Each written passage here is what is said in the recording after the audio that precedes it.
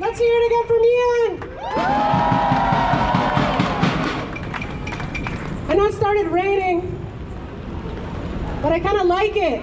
Yeah? It feels good.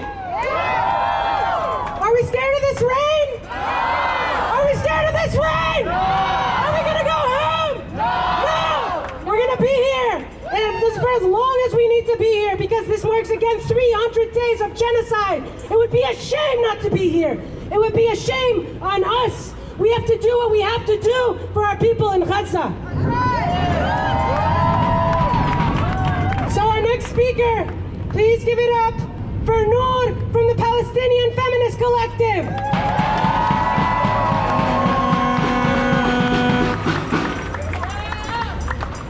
The sky is crying with us, y'all.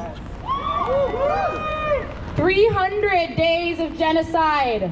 300 days of buildings destroyed, of homes laid to rubble, and of hospitals and ambulances vanquished.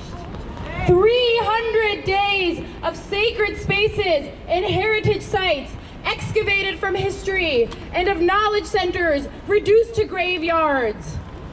300 days of targeted assassinations of Palestinian truth tellers, journalists, teachers, poets, writers, nurses, and doctors. 300 days of an assault on Palestinian genealogies and generationality, in which living babies have come out of the womb of dead mothers, and living mothers have given birth to dead babies. In which schoolgirls use the cloth of their tents for sanitary pads. 300 days of a war on children. 300 days in which 186,000 martyrs have ascended. Hundreds and thousands have endured life-threatening injuries, and millions have been deprived of their human rights. 300 days in which over 10,000 Palestinians have been imprisoned, starved, maimed, tortured, and mutilated in Zionist dungeons. 300 days of sexual torture, rape, and harassment. 300 days of colonial feminists weaponizing the language of women's rights to justify another imperialist genocide and to greenlight the rape and sexual torture of Palestinian women, men, and children. 300 days of depraved settlers rioting for the right to rape. 300 days of impunity to rapists, genocidaires, and war criminals. Good people, we have now borne witness to 75 years and 300 days of the most monstrous colonial aggression in modern history, all funded and armed by the U.S. ruling class, hell-bent on salvaging its own dying empire. We know that the grief is too much to bear.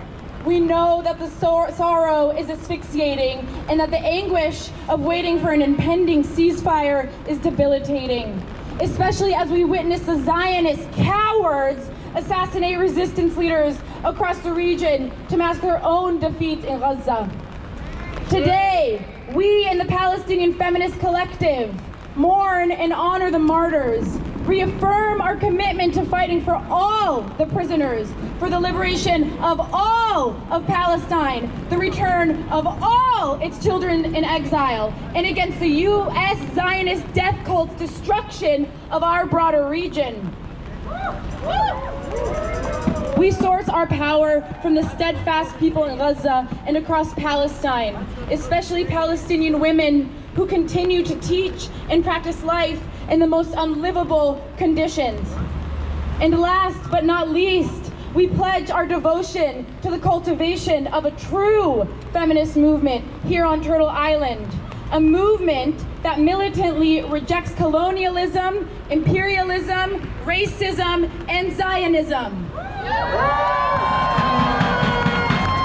A movement movement that rematriates stolen indigenous land to its stewards, that abolishes structures of anti-black racist state violence, capitalist exploitation, racialized exclusion, and that harnesses justice, freedom, and dignity for us all. For our people in Palestine and for all peoples who have survived genocide, from the Americas to Cambodia, Rwanda to Congo, Armenia to Bosnia, and all the places in between, we pledge to continue mobilizing and agitating because it is we who love life and our enemies who sanctify death. We will